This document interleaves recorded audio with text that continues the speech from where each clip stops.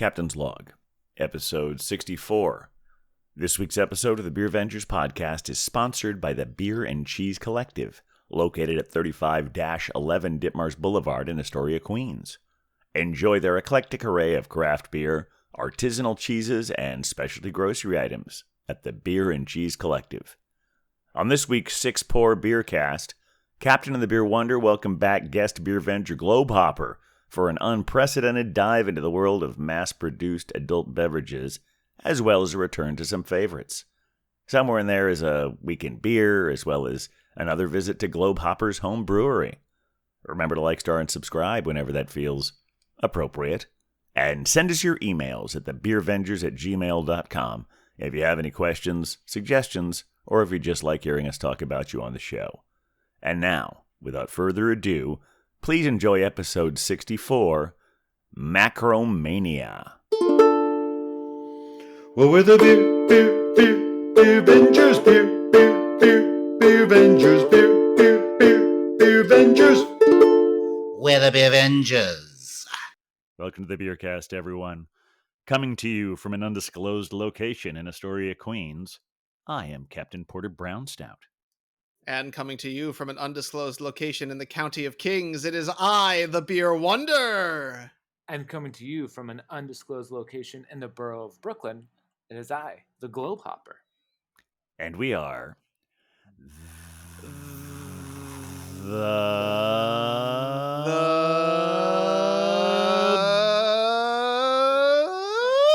Beer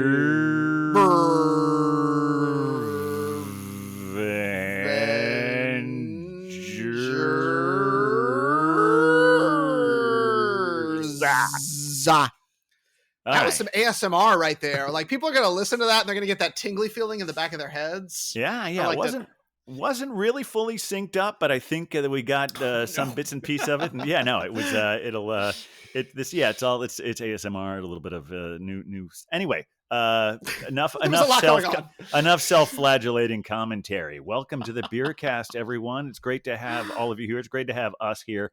It's great to have the Globehopper back in the house again. Thank you. Very happy. Just hopping on by like you do sometimes, you know. That's why they call him the Globehopper. Yeah. We've as we mentioned on the last episode, we've been taking a little bit of a scattershot release schedule this summer, just because getting a little busy. And I know I may have mentioned last time that I'm having a little harder time finding some really interesting beers, but I have to tell you, we all found some really good ones that we couldn't wait any longer to put on the show. We've been doing this for almost 2 years. Can you believe that, Beer Wonder? It's utterly shocking to me. And the thing is, it is a testament to the beer world out there that we have not yet run out of unique, excellent, wonderful craft beers. It really shows that the scene continues to expand. Yeah, we are. We really are committed to unique local craft beer scene, and I'm just really excited to dive into what we have here today. He's been here often enough that I almost feel like he's the closest thing we have to a guest since he's not here every week. So, do you suppose that we should let the Globehopper go first? I mean, I wouldn't be opposed to it. All right. I mean, seems polite. It would only be polite. It's naturally. See, he knows. He understands. He understands how this works. Yeah. I wanted to try some. I am the Globehopper, so I have to bring something international. This one is, I'm going to call it a hybrid international, but it is international. This is a very big can. It's very large. I don't think I've seen a can that big ever. I think you only get a can this big when you get a can of oil back in the 50s. Yeah, right. I was suddenly having flashbacks to Wizard of Oz when they first meet the Tin Man. Oil can. Can. This is just a classic lager. Okay. It is it is celebrated worldwide, and it is just a classic Foster's. Oh, Foster's. Foster's. Does that mean anything? Foster's? Yeah. Now, the logo has the big F and the O on it, so it's making me think maybe we need to really emphasize like the O. I'm not 100% sure. Maybe it's Foster's. Foster's, yeah. That would make sense. That would make sense. Okay, Foster's, yeah. Okay. Oh my goodness. Wow. Very nice I mean, it's a crack, big yeah. can with a big crack. I'll say that much. Yeah. Oh, this one's going to be hard to glass. pour. I know. I need a big glass for this one. Let's see. I know. Yeah. That's very important. Big can, well, you don't have to fit it all into the glass. Yeah. There's a lot happening there. Oh, very golden. Oh, geez. Very wow. healthy head. Firing off. Yeah. It's just jumping out of that can. Oh my goodness. Very intense head. Well, that's a big can. It's hard to pour something that large. Big can, big head, big But pause very to let it light. all subside. Pretty much see-through, which is good. But yeah, that really nice light straw color. Yep. Pillowy head. Very nice. Yeah. Okay. Wow. This one is intriguing. Yeah. All right. Beer Wonder, I want to see what you brought. Okay, well, so here's the thing. I mean, that was a very large can, Globe Hopper, and I must say, my can it doesn't have the girth that your can does, but it does have the height. It's a little bit taller. Okay, it is a unique style of can that I believe is referred to as a tall boy. Okay, now we haven't. Yes, I've heard we that. We've had a lot of pint glasses. We've had a lot of shorties, but I don't know that we've had a tall boy specifically. Now, this can is specifically known for its can art.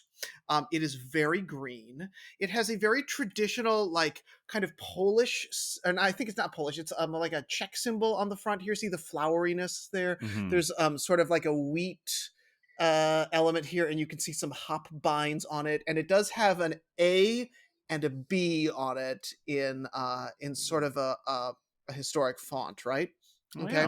Yeah. Now this is a specifically flavored version of it. It is it's a lime version of this unique beer, and it is specifically in very large letters on the can. It does let us know that it is brewed with lime peels. Oh, lime peels. Yeah. So I assume that they're artisanally grown. So it's natural. Very natural, yep. I understand that there is some rice in this one, which is going to give it a lightness to it. In fact, lightness is right in its name. I believe it is pronounced Bood Light Lime. Bood Light Lime. Interesting. Do we think I said that right? I think so. I think so, yeah. Okay, it does look right. Okay, well, I'm going to see how this one goes. Okay, here we go. Oh, nice crack. Yeah. I know. Very, very delicate for a can this size. My goodness. Okay, here we go. Okay.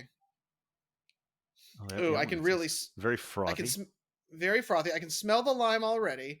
Oh gosh, I mean, it may be as clear as the one you had, Globe Hopper. I mean, I feel like it's a very, very see-through beer, but I can really smell it. I can smell the maltiness already, but I also have got some lime jumping out at me. It's going to be really interesting. I'm really excited about this one. Excellent. All right. Well, Captain, what have you brought us? Well, this is it's from a Wisconsin brewery. Dates back to the mid 19th century. Okay. It's got a really interesting logo there. It's got a sort of a blue and white sort of thing, as if it's an award-winning beer. It maybe has won awards, but it's like there's an award right there on the can. And apparently, it's a new strain of this beer. Wow. Coming in at a 6.5% ABV. Oh, goodness. Okay. This is what we call our Pabst Blue Ribbon Extra. Ooh. Extra. Ooh, fancy. So usually it has a white can, but this is a black can. I think the extra is the 6.5% ABV. There's no real indication on the label as to how they got there, but it is a 6.5% ABV. So let's just open that. Well, I mean, it's also a tall boy, I should say, which you can see next to the can. Yeah, it is exciting to have an award-winning beer on our little podcast here, isn't it? Always. All right, there we go. Ooh, also very light in color. It's a light-colored day for all of us, it seems. Yes. Okay. Wow, I'm excited to hear about this award-winning beer. All right, well, I think it's time for all of us to raise a glass. Cheers, Beer Avengers. Cheers.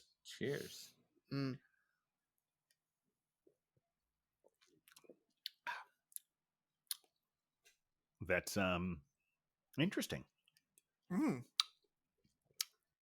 I mean, it does taste like what I think of as a sort of a, I believe this is a lager. It does not specifically say on the can, but I believe this is a lager, and it tastes like kind of a classic lager. I mean, this is when they say light lager, they're not kidding. Yeah. It's very light. It's It's very light. I mean, I feel like you could drink this entire tall boy, and it would almost be hydrating. Yeah, that's it does remind me of the old Monty Python joke. Actually, this one is a little less light in taste, but as far as what you're referring to, I think we talked about this on one of our early episodes. The whole Monty Python joke about American beer. No. Oh, it's an awful lot like making love in a canoe. It's fucking close to water. Ah, okay, yeah. Well, So. This is very gentle. I mean, it does have a distinct lime flavor. I definitely do get that artisanal lime feel to it. Yeah. But I mean, it's so light. It's just incredible. I don't know that I've had many beers that have been this light. Globe Hopper, how is the Foster's? The Foster's is great. So it's very light. There is a slight sweetness to it, which is kind of nice. And then there's even a mild citrusiness on the finish. Oh, which okay. is kind of it's quaffable. I know. Okay, like to say quaffable. Here, and crushable as well.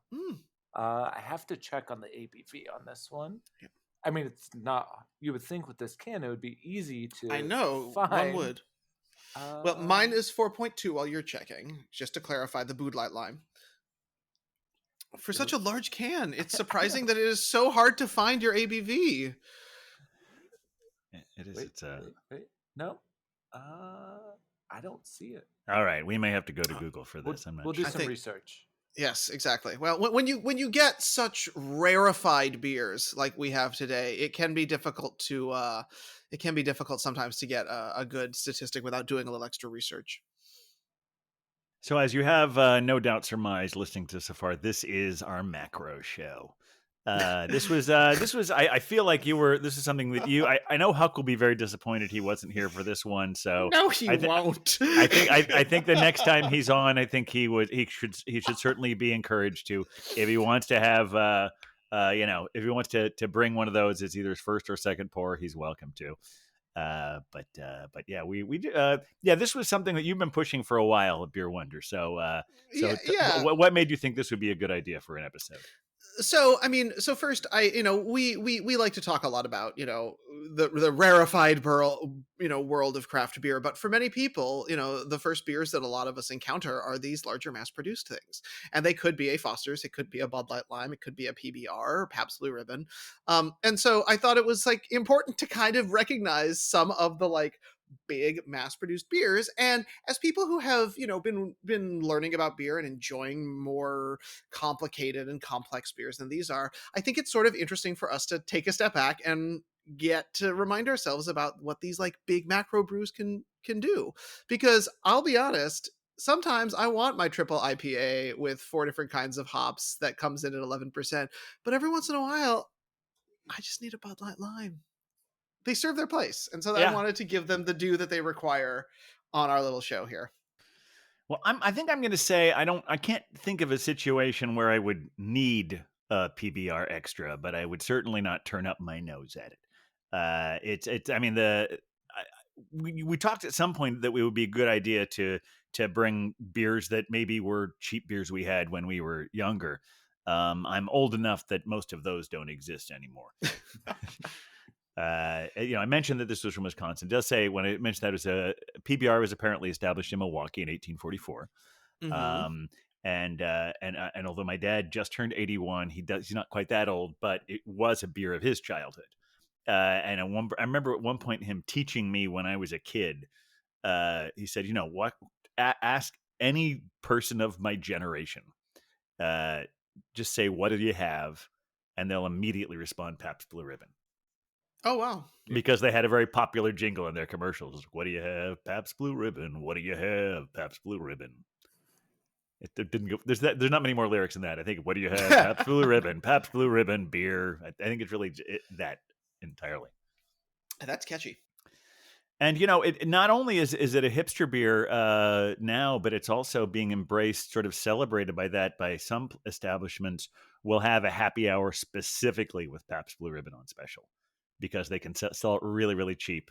And it's not just those things where it's not even a bait and switch. You know how some bars will have select drafts for happy hour, and they'll all be there'll be a place that has some really good beer, but all the select drafts, they will only select the macros.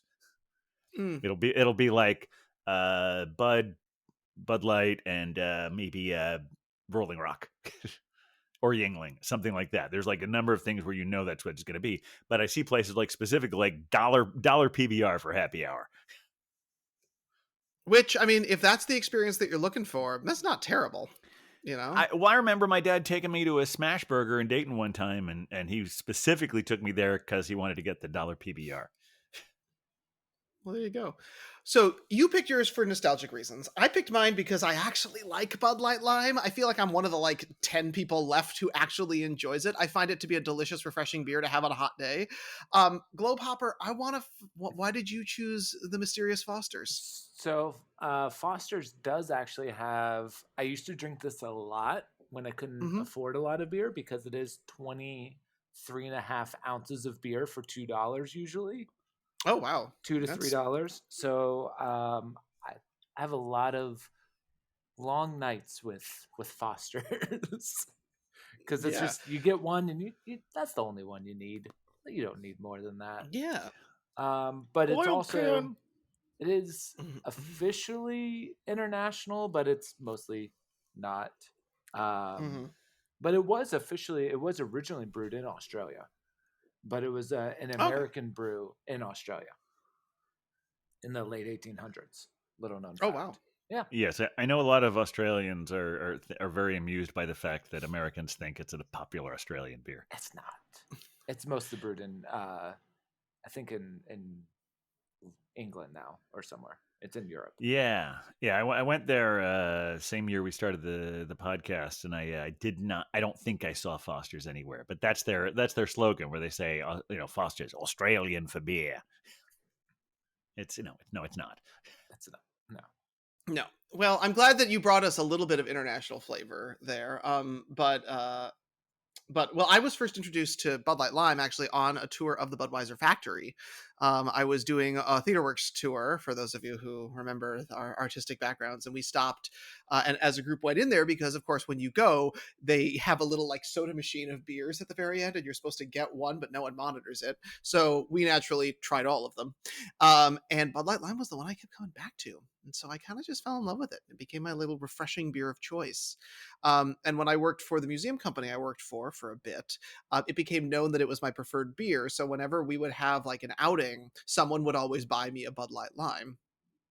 And so I would often like find myself toting one home with me. And then it became my thing. And I often joke with people that like, I will take a good beer any day, but there are just some nights that my little bodega on the corner, they know when I show up that sometimes I'm going to stumble to the back and I'm going to show up with a tall boy of Bud Light Lime. And that's just the kind of day we're having. You know? I mean, honestly, it's one of those things I didn't even know was still being produced, or if it was easy to find.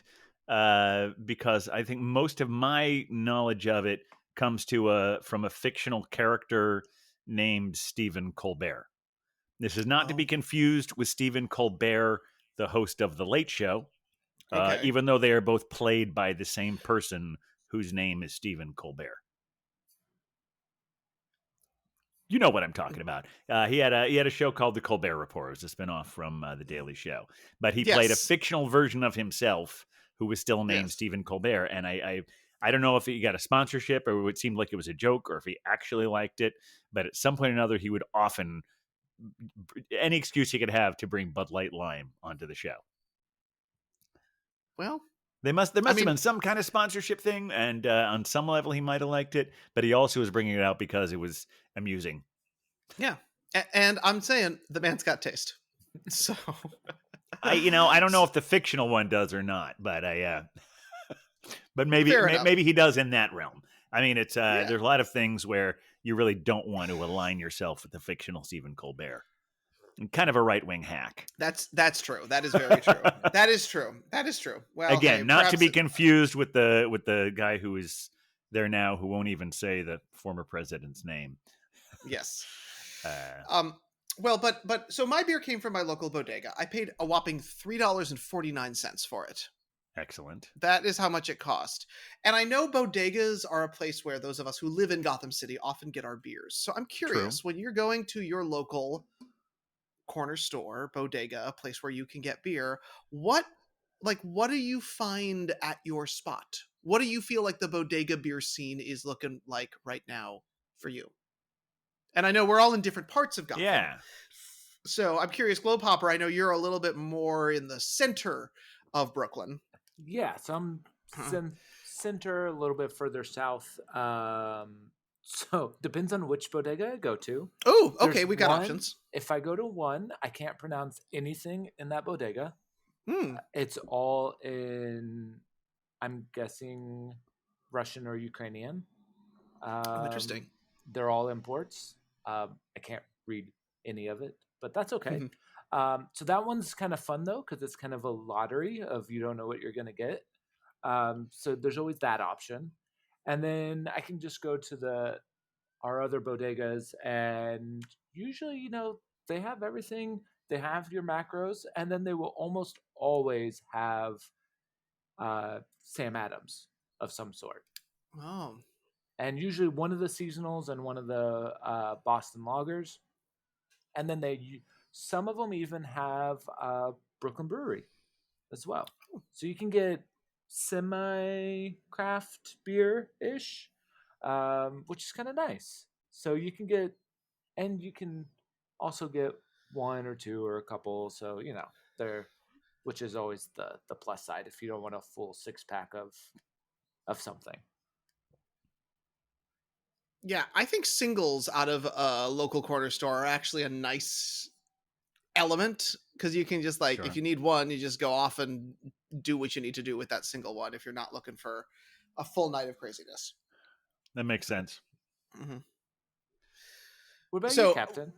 Yeah, it's interesting. I don't go to bodegas a lot in my neighborhood. For me, a lot of times it seems like if I'm going to a bodega, it's because I'm in a neighborhood that I don't live in, because there's just so much access. So for me, less a bodega beer, but I'd be thinking more of a grocery store beer.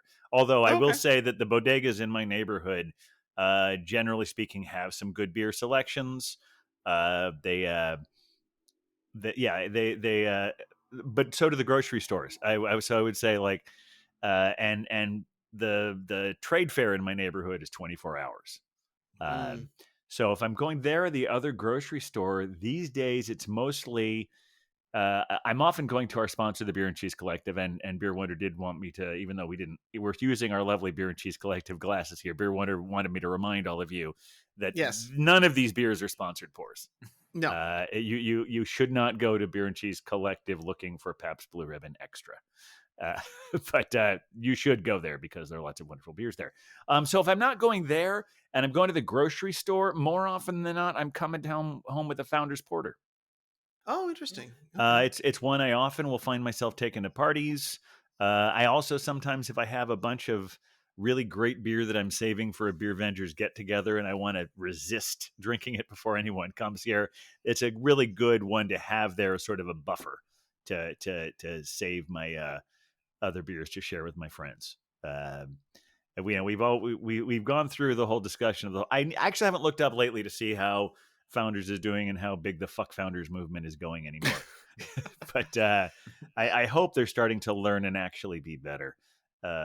Because if they don't, I may have to find another go-to, and it seems like I could at this point I can always find Founders Porter. So if I just need a 6-pack where I don't have to think too much about what I want, that's what I usually bring home. That's a reasonable go-to. Yeah. I mean, so in my neighborhood, I have both a bodega and now a grocery store. And this was very exciting when we got the bodega. When we got the grocery store. And when I was going to get my beer, I first went to the grocery store because they have a full wall of beer. And believe it or not, I could not find this beer there. Because it is half kind of fancier macros, so you can get Tecate or stuff like that that's a little bit more interesting light stuff, and they had some just cans of Budweiser, but otherwise they had the East ciders in tall boys and stuff like that. Those were your options, or they had some of the dogfish that come in an individual serving size. and then everything else is craft beer. And so when I wanted to go to this, I actually had to go to the bodega, which also has sort of been flipping the script a little bit, because as I was looking for this, I actually had to go digging for a Bud Light Lime, which kind of hurt my soul because it used to be right there. It used to be the thing I could just like sneak in, grab, and walk out with. But had sort of been overtaken by a lot of things from Threes. The Vliet, their lighter beer, I believe it's a Pilsner. It was like front in charge, and you could get them by the singles there. But usually when I go to a bodega and like I'm in someone else's neighborhood, like you're saying, Captain, and I'm maybe going to a party and I want to bring some beers, oftentimes I find that an easy go-to for me there is Stella. Okay. Because I feel like for most people, Stella is sort of that like, I'll just have a Stella beer. You know what I mean? If you're at a bar and you're looking at the thing and you're not 100% sure what's going on there, and you're just like, you know what? I don't want a Bud, but I'll have a Stella. It's like the one step up from maybe something kind of questionable. Sure, I think a lot of us saw Shock Top the same way for a while. Yeah, exactly. Or Land Shark. That's not a good beer. I mean, it's No, not even it's a good. not. It's not even a good bad beer. It's like, but I feel like Stella can be, it's a step above the other macros a little bit. Why do you say that? I guess I haven't had one in a long time, but it felt like it was. I mean, it had a more. I don't know. It didn't taste as macro-y as the other ones. I don't even know. At this point, I'm having a hard time describing it. I'm curious with this PBR that I'm having, is that I was looking up some online reviews, and some people were saying it's not bad. It's a little sweet. It has a little chemically thing there. I'm not really tasting the chemically thing, but that's I can't say specifically why I think Stella is. I do think that Heineken is better. And because I feel like there's this another one. In fact, I almost brought that tonight. Okay. Because when I was first coming up, that was a beer that it wasn't definitely not a cheap beer, but it was one where when you're 20, let's say one, you're fair. It's one of those things that like this is a special treat. This is like I'm gonna buy something a little bit nicer. And so Heineken was that step up, even though like now a lot of other things have left it in the dust. Heineken was like, okay, I'm going to splurge a little. And Stella, I think when it first came out, before we had the choices we have now, might have been in that same category. I get that. I mean, I met some Stella reps at one point at a get together. It was a weird Brooklyn house party, so we're already in a weird, unique situation in the 20 teens. And so they had sponsored the house party, which again was already kind of confusing. Yeah. But the rep I met basically said that they knew that they viewed themselves as the default beer and they were totally fine with that. Okay. And I always felt like that was sort of like, yeah, you do feel like the default beer. That said, like when I now think about a default beer, I'm going to go a little bit more Globehopper's way and like grab a Brooklyn Lager. Right. Mm-hmm. Or a Sam Adams or something as a like, I'm going to be with smart beer people. I should probably, if I'm getting just like a drinking beer, I'm going to show up with a Brooklyn Lager, or I'm going to show up with a Sam Adams, maybe the seasonal just for kicks, to sort of like be in there. Is that when you're sort of just like grabbing a 6-pack to go to a place where you don't know if you're with beer people, Globehopper, is that sort of how you go, or what's your like pick up and go beer? No, that's usually how I go. Okay. It's because one, you know what to expect with those, but they're nice lagers, but they have a little bit of an oomph to them as well. So yeah, it's right on that line of that craft versus macro kind of tottering, which Sam Adams, as we know, even helped establish the line of what a micro and macro brew was, because they kept wanting to up the volume because Sam Adams kept making more and more beer, which is like, they're like, no, it's 2 million. It's fine. But with that, it's still like, you know what to expect. You're going to get the same thing. I mean, it's the same with a Stella. Like, you get a Stella anywhere in the world, it's going to taste the same. But yeah, that's kind of with me for like a Boston Lager or a Brooklyn Lager, or a summer ale of either of those is always nice in the warmer months. But yeah, you don't know who you're going to be with. You're not the person bringing the Bud Light, but you're also not the person bringing the Milwaukee's 4-pack of best. yeah. You're not bringing the Colt 45 either, so exactly. Right. Yes. It's and that's one thing when you're like trying to make an impression, but also even when you're in some place where you're thinking, well, I'm not. I want something that I will like and appreciate, and like, okay, well, I'm not gonna buy the cheapest thing there, but this is good enough, and I'll know what it is. Interesting talking about Brooklyn. I told the story way back at the beginning, but the first place I ever got a Brooklyn beer from was a supermarket. It is in. It was I believe the name of the supermarket, was it a Seatown or was it the Met? I don't even know if the Met is even still around, but I think that's what it was. It was right off the Astoria Boulevard stop. It's now a Staples. But I was in that grocery store, and I found a 6-pack of Brooklyn Brown, and I said I want to take this home. And I don't think craft beer was even in our vocabulary because this was probably 1997, maybe 98. Wow. And from that point on, I think there actually was a bodega down the street from me on Steinway Street that had it as well. But for a while, yeah, it was like anytime I would see Brooklyn Brown, I'd get that. I mean, it's still good. It's still a good beer. I agree. It's still good. I think it's one of those things where this is one of the things where trends make me mad because Brown has never been a trendy beer, but I still think that Brooklyn Brown is. I mean, I love their black chocolate stout as well, and as well as a few number of others. But Brooklyn Brown has always been a fantastic go-to for me. Right. And I think that's the thing, is that once these places start to get bigger, we kind of start to write them off, right? Like I have a long-term sort of love-hate relationship with Goose Island because I remember them when I went to Chicago and met them before they got all in bed with AB InBev and became this sort of like big thing. But I still think that some of their beers are really excellent, and so it kind of becomes hard to write them off once they get. I feel like when we have the Beer Ventures events at my place, you're the one who's always saying, "Let's have one of those Goose Island barley wines." Well, I mean, I have them in there. I tell you they're going to be there, but I feel like you're pushing it more than anyone else, and I respect you for that.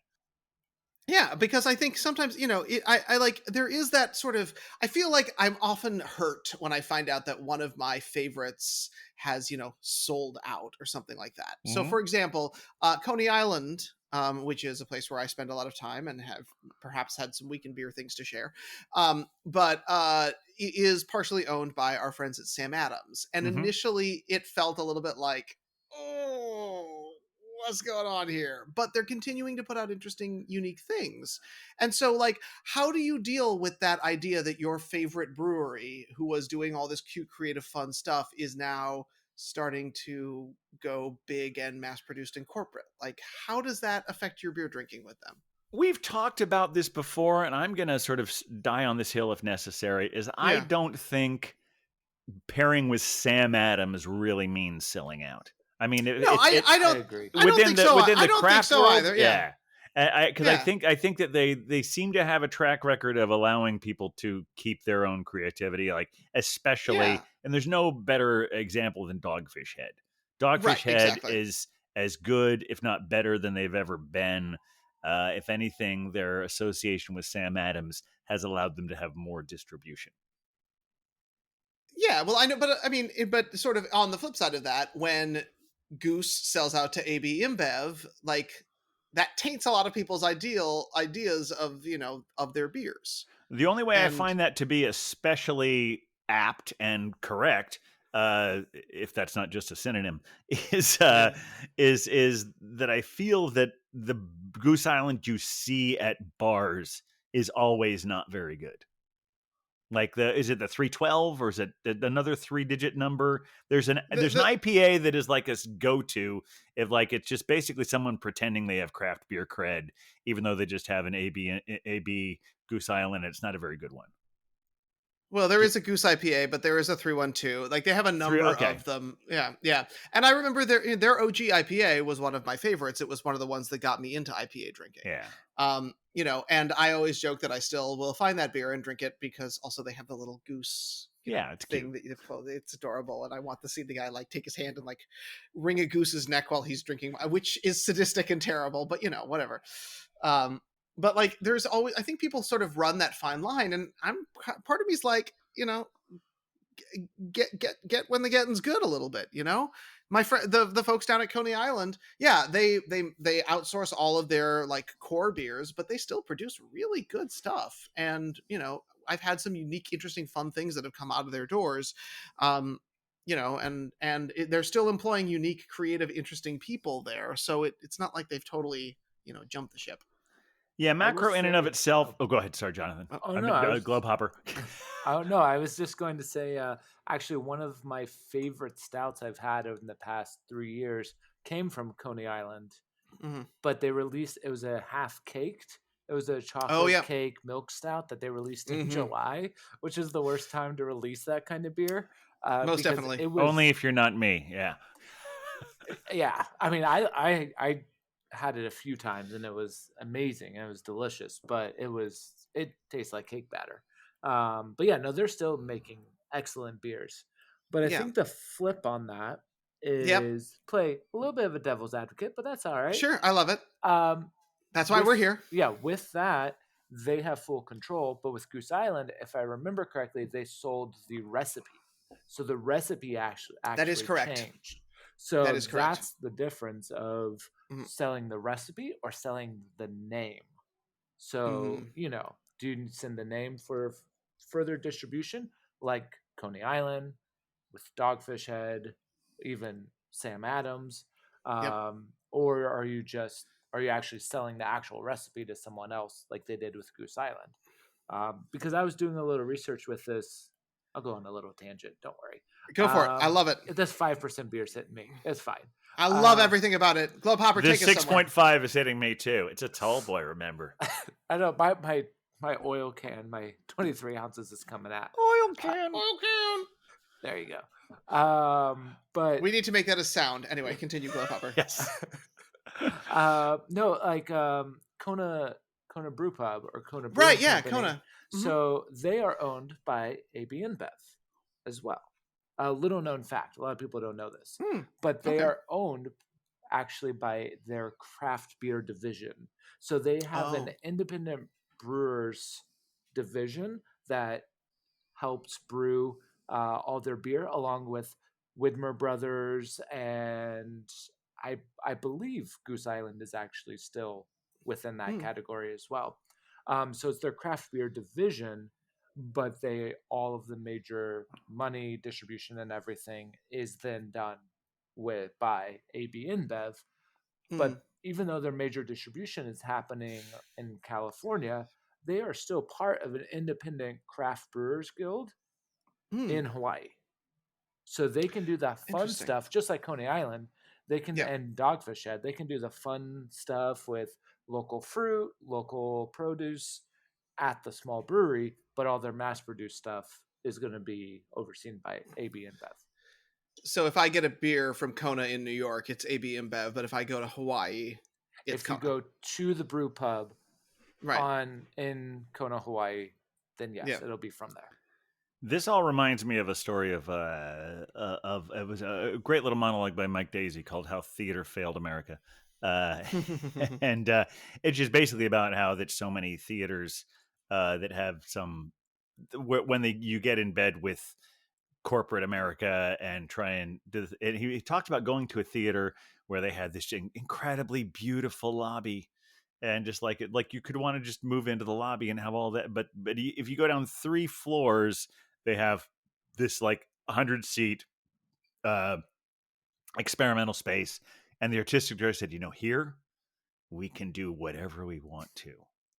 I'm like, is that why you built this whole thing? Because they're down there, and 3 floors up, they're doing a revival of Grease with a 3rd-tier reality star.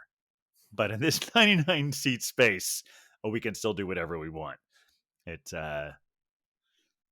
I don't know. Yeah. Is that analogy apt at all? Is that? Yeah, I think so. Yeah, because it's like they kind of there's a little bit of like prostitution. There's like, we will sell our name so you can sell garbage beer all over the world, as long as in this 500-foot space we can make stuff we're proud of.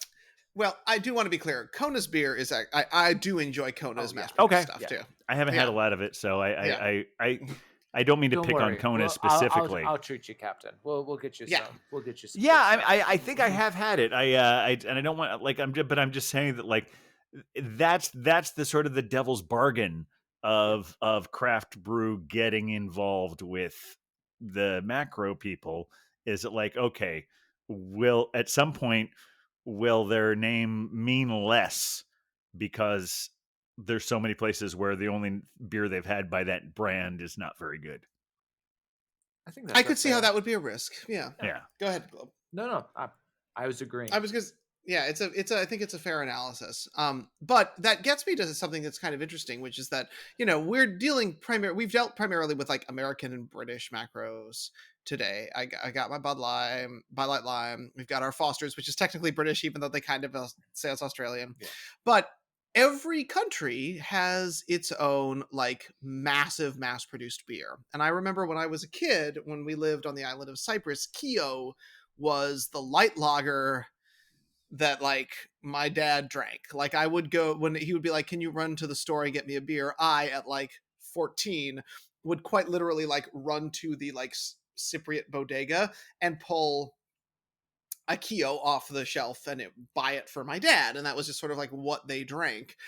Since you have lived all over the place, Globe Hopper, I'm curious if there are any like non-American mass-produced beers that stick out to you as being either really excellent or kind of terrible. So I'm going to go with both. Okay, I love options.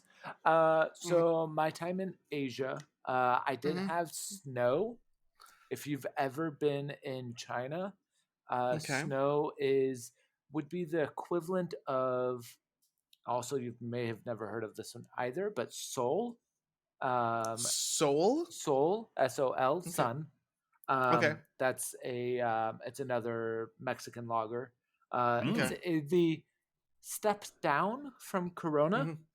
Okay. So you can only imagine. But it's one of those things that, like, when I lived in Mexico, that's what we grew up with, and that's what you drank. So like it's fine. Same within China, it's snow. That's just what it is. But then what we would get a lot of, because Hawaii is exactly halfway between Asia and America, we would get a lot of Sapporo and Kirin Ichiban. And both of those, to this day, if I am having hot pot, if I'm having yakitori, Szechuan, I'm going to have a Sapporo. If they have it on draft, I'm going to have a Sapporo. It's a very, very nice, light, semi-sweet lager. It works really well with that spicy food. I'm just going to have a liter of it, because also it's going to be in a liter, which is fantastic. Is Kirin the one that just bought Stone? Yes. I mean, speaking of things that some people want to wring their hands about the macro place bought them out, but apparently, from what I understand, that if they hadn't been bought out, they probably would have had to close because they just overextended themselves so much. Yeah. All the places they went to, they were just in horrible debt, and so Kirin saved them. Very cool. I mean, and also selling out, but also very cool. Yeah. Yes.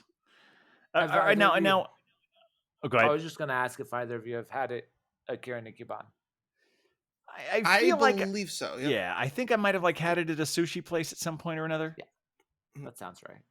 It's sweet and light and refreshing alongside, at least in my memory, and like unremarkable enough to be remarkable. That kind of thing, where it was like it kind of fit exactly what I needed in that moment and nothing more. So I am at this point done with my PBR extra tall boy, and Good work. I feel like I want to move on to something a little more. I don't know if I have the song cue ready for this one, but I did pull a little something from the Captain Cellar because I thought that would be a really exciting thing to preview something that I'm going to be doing very soon. So what I have got from Listerman Brewing Company called I Liked Listerman Before It Was Cool. This is a cake stout with angel food, cake, and vanilla. So not, as far as pastry stouts, not incredibly sweet, but some of those sweet things there. And this is a 14% ABV. Oh, Captain! Here Captain, we go. you have outdone yourself. Well, help me finish if we can't figure out how to land this thing. All right, so let's just pour this out. I brought it since we're being so people of the people. I decided to be moving to really snooty, and I've got a wine glass here. Of course you do. I mean, well, it's coming directly out of the bottle and out of the cellar, and it is literally black gold. Yes, that with is a very, oil. very subtle head there. Yeah. In fact, this one could be in an oil can. There's how that sound cue works. There's how that sound cue works. Excellent. Just letting every drop drip out there. Yeah, no, you don't waste any of this nonsense. No, absolutely not. Let's get a little photo up here. I mean, does it feel like it may be time for a palate cleanser? I think so. Okay, well, do you have a little something? I do. Let me see here. I've got options, so let me see. The Globe Hopper always comes prepared, which I always appreciate. You know what? I'll go with. So, unless you want to go first. No, please. Okay. You are the guest. You are the guest, but who's not really a guest. You're basically a regular, but you're kind of. You're a beer venger, yeah. I'm a full-on beer venger. So, I know we've talked about Allagash before, and everyone knows Allagash White. So I thought I would help them out a little bit because a lot of people don't realize that they also do dark beers very well. Ooh. And so this is one of my favorite seasonal beers, so I had to bring this one on. This is the Allagash Haunted House. Ooh. I know we're a little early into that season, but it's okay. It's time. Yeah. So this is a hoppy dark ale. So there we go. Nice little crack. Good one. Yeah, Globe Hopper, I think that about a year ago, That's gorgeous. No, that is quite gorgeous. That's beautiful. Right before the Hazy Lady left town, when you and I were at Barcade in Brooklyn, I feel there was some dark Allagash beer that we were talking about, but I can't remember the name of it. That was the Allagash Night Shift, I believe. Right. Or Night Sky, sorry. I apologize. That was a really good one. Doing my hook up right on the spot. Perfect. So that is the Allagash. Honestly, with as much of we've had, there've been tall boys, and they're not. Yours weren't incredibly high ABV. Mine was not incredibly, but it was. I'm feeling it. Just so you have this right there. This is part of the show. It is. Look, it's art, guys. We're doing a whole thing. Yeah. Oof. Oh, I've got to find one of those. That looks great. I know that actually does look really beautiful. It's so good. You get the bitterness, but also the chocolatiness. It's just so good. I think there need to be more of those. I mean, no disrespect to the Oktoberfest, aka Marzen, and the pumpkin beers that we all see out there, but haunted house, dark beers, I'm all for it. We need more of those. Yeah. Also, the pumpkins are back. It's September 1 and the pumpkins I haven't seen a lot of them yet. I believe you, but I haven't seen them. I've already had one. I'm just See, I knew that. I knew that about you, Globe Hopper. Well, let's find out your beer first, and then I will let you know what I got. Okay. Well, okay, so mine is, to the shock of no one, and also because I felt like we kind of had to do it, even on this episode, it is a sponsored pour. A sponsored pour from our friends at the Beer and Cheese Collective. Excellent. Yes, it is from Threes Brewing Company, which I know we have a fraught relationship with, but we're there. It is the Out of Focus Extra Special Bitter Ale. Ooh. Looking beautiful like this. I would like to describe to you the untapped tasting notes, just because I find them utterly delightful. Yeah. Orange marmalade, golden raisin, autumn honey, toasted English muffin, and shift beer. All right. I think that's like a haiku, but it's too many syllables. But yeah, it's a journey, is what I'm saying. Like that's like breakfast. It's just breakfast. Yeah, it's mostly a breakfast beer. So we're just gonna pop this one open and see how this looks. But I mean, it is definitely amber enough to fit that description. Decent head retention. Really nice. Yeah. Yeah. And I am definitely getting honey and raisin on the nose. Big fan. Very nice. Beautiful beer. All right. Yeah, I am curious to find out what's happening with Threes and if that douchebag who said all those horrible things, what his deal is, if he's still making money from them and all that. So I didn't mean that to be too much of a monologue, but it seemed to become one. No, what I are think have you heard? Yeah, go ahead. No, I think that's fair because haven't drank them for probably like 6 months now because of that. And I'll see them in the store and I'm like, should I? No, I'm gonna go over here instead. I know. I have walked past them. Let's put it that way. Yeah. And their distribution is certainly there, but I hope that, and I do hope that the staff is doing well, because I know that staff was sort of separate from all of that. But that does not excuse the fact that while my beer does taste like fall, like honey and raisins and English muffins, the Globe Hopper has had our first pumpkin beer of the season, so we are gonna need to have the seasonal report. So it is not your traditional pumpkin beer, because why would I? But it was actually our friends at Bronx Brewery. I'm just gonna give them a quick shout out. They have been killing it the past year. Beer Wonder and I went to the new space in the East Village. It was great. I don't know if you've been there yet or not. No, that space is fantastic. I was there a few weeks ago as well. It was a very lovely place.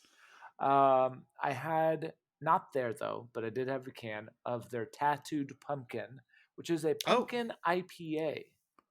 Probably the first pumpkin IPA I have ever had.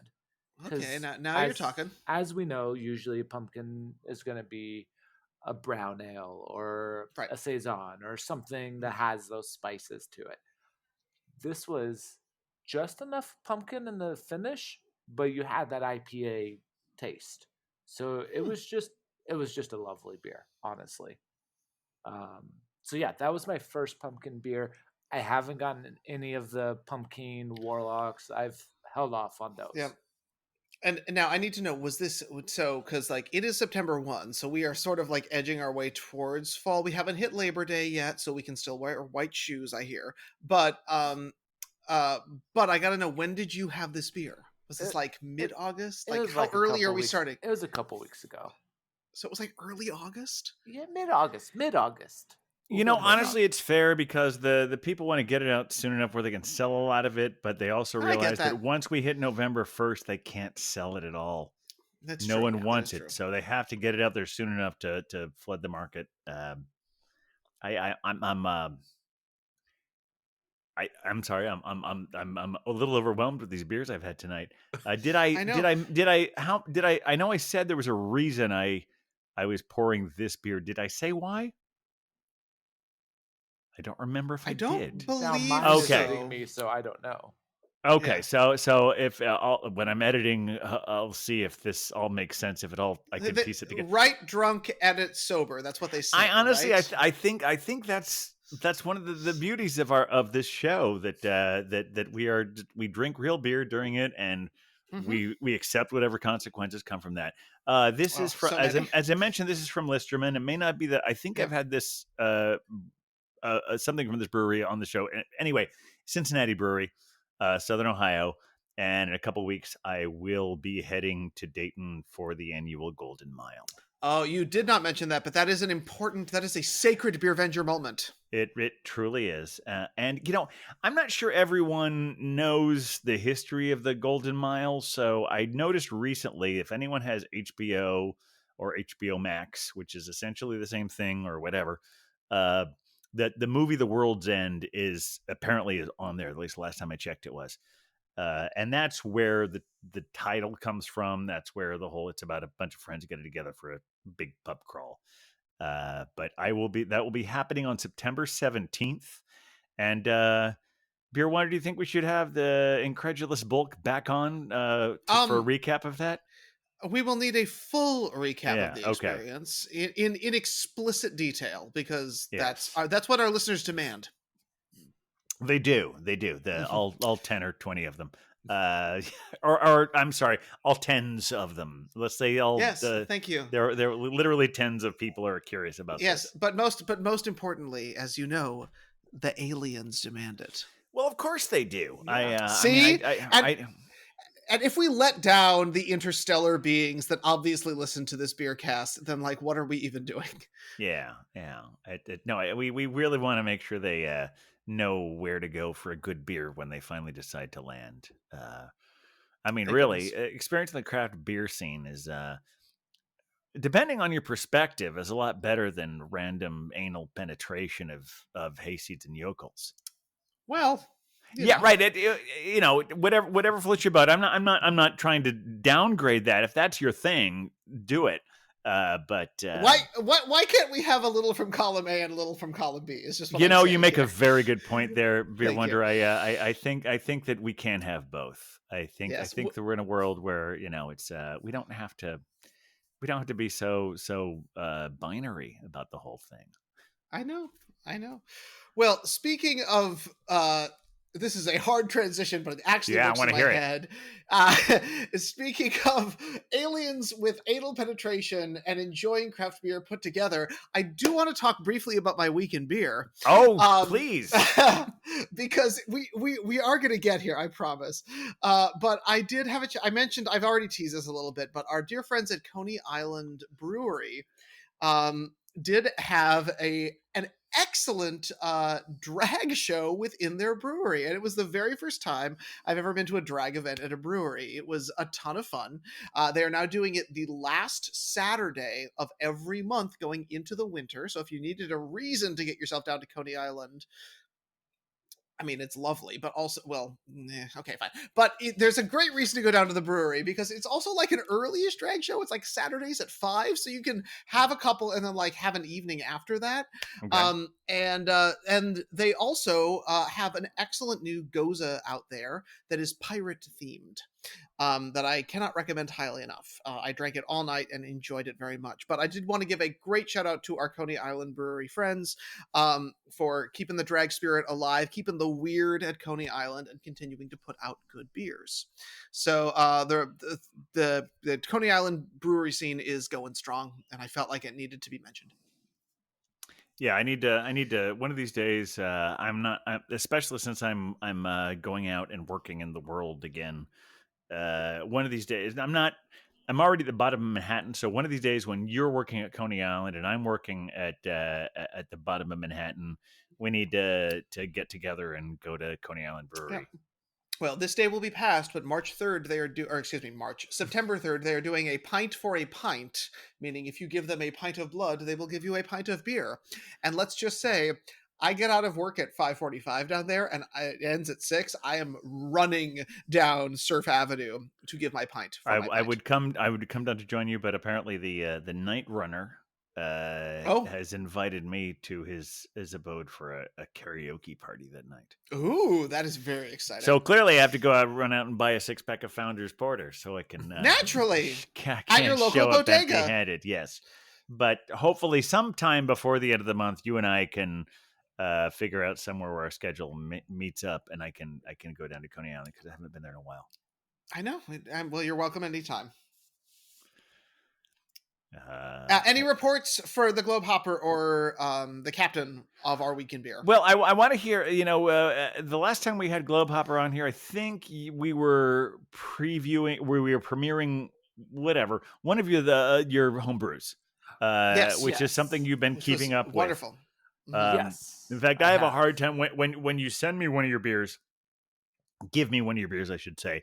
I always want to make sure I have someone to share it with. And a couple of weeks ago, you said you're brewing a new one, and I'd had your last one in my refrigerator for a while. So I told the Belgian babe, we have to have the Globe Hopper's beer tonight, because I have to give him the bottle back, which we did, and it was wonderful. And the other day, you and I met near. We met at Iconic Brewery. I don't know if we've had any of their beer on the show, but if not, we should. And then you and I went to. I gave you your bottle. so you could brew your beer. And then we went to the Baroness. Yeah, which is a lovely place. On It was Vernon the first time Boulevard. I had been there, and I know you've Yeah. mentioned them on the show before. Yeah, they've only been in that location for about a year, I think. Yeah. No, it's great beer. Good burgers as well, as you should have. Important. Very important. Yes. Yeah, I mean, I stuck it very simple. I think I had a Pilsner and a cream ale. Oddly enough, they both ended up being from Other Half, which was just what it was, which is fine. Sure. I mean, they make good beer. But yeah, I mean, I've been mostly at home brewing, which has been good times. So I did give you guys that one. That was an amber ale, I believe. It was delicious. It was it was technically an amber ale, but it was a little darker than what I usually it was an amber ale. Yeah, it was bold. It did its job. It did its job extremely really well. good.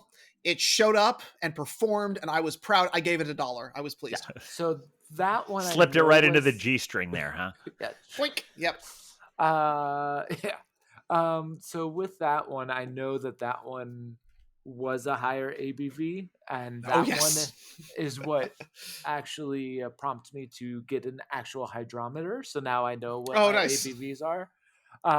But yeah, no, I have 3. So I have one beer that I just finished brewing, and I actually just popped the first bottle last night. It is actually a gluten-free golden ale. Oh, so exciting! That was conditioned on honey, Hawaiian honey, because why not? Yeah. It was supposed to be a Belgian golden strong ale, but it's a session golden strong ale, so I think those counteract, and that just goes down to a golden ale. It's like a 5% beer, but it is gluten-free, and so it is a very nice, lovely beer. I did not pop it on the show tonight because it is overly carbonated, and it went all over my kitchen. So awkward. That's why we don't do it on the show.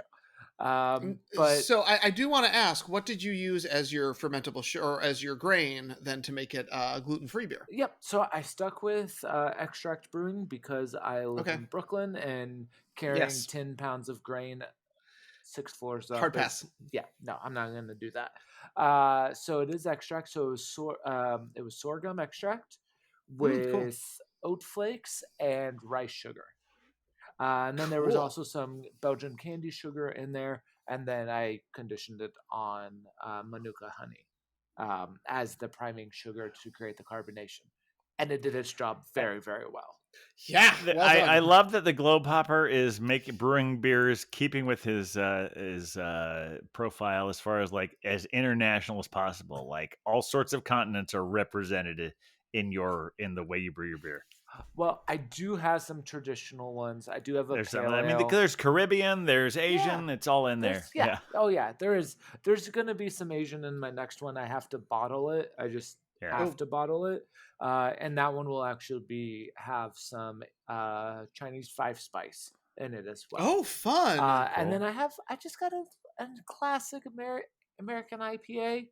You know, I just got that one. Oh, you said that fermenting. That little thing. That little thing. He's just hanging out in the closet. Yeah, but he'll come out doing his job. Don't worry. Yeah. Eventually, we'll get there. It's fine. Also, I will happily take a bottle of any of those. I was going to say, once the Globe Hopper opens a brewery, which I honestly just feel is the natural progression of this. It's going to happen. It's just what's about to happen, or at least starts working at a brewery. I will be there weekly, and if you're not drinking the Globe Hopper's beer, which you're not, you should at least DM us or send us an email or something, and we'll hook you up, because I feel like the challenge of brewing at home is that like you just have a lot of beer left over. Yeah, and that's my problem I'm coming into, is that I have a bottled batch, a batch that needs to be bottled, and then I have another one fermenting. Which is a lot. That also for reference, the trifecta. And for reference for all of our listeners, this beer is getting to me. You are a beer venger. You're one of a beer venger. You are. You can. Yes. Yeah. The it doesn't matter how many. Yeah. You've been on this show. You may have been on this show more than Nutpool. Say what you will about Nutpool. Anyway, continue. Say what you will. Say what you will. But honestly, though, this would have been the perfect episode for him if he were in town. That's his loss. Anyway, you were saying. Sorry, I didn't mean to go on a tangent. No, it's okay. Each batch is 2.5 gallons. Woof. So doesn't sound like a lot when you're brewing, but that's a lot you have to drink. Yeah. That's a lot of beer. So yeah, that's my problem. That's why you're so good at sharing. Yeah. Because I can't drink 2.5 gallons. Well, I shouldn't drink 2.5 gallons by myself. You will if you need to. I mean, if it's required of you, it will happen. That's fine. Well, a beer venture steps up when asked. That's what we do. Yes. Of course. All right. Well, I think either we've come to the end of the thing, or I'm just nowhere where I. Well, I mean, anything else we need to talk about here? Well, I mean, I just do want to mention that if you're not following the Beer Vengers on Instagram, the Wandering Huck found himself in Baltimore. Oh yeah, that was the great stuff on there. For reasons that we really can't talk about because we don't want to out the specifics of our dear cider girl, but they did engage with our dear friends at City Brew Tours and their Baltimore location and seemed to have a really good time. I think they saw some exotic animals while they were there too. But just 1 or 2 or 5 or 20. Yeah. So if you're not following us on the gram, get over there because there's good beer to be found in Baltimore and an excellent field report from our dear Huck, who will be back on hopefully the next episode to tell us all about it. Exactly. We need the report from the field.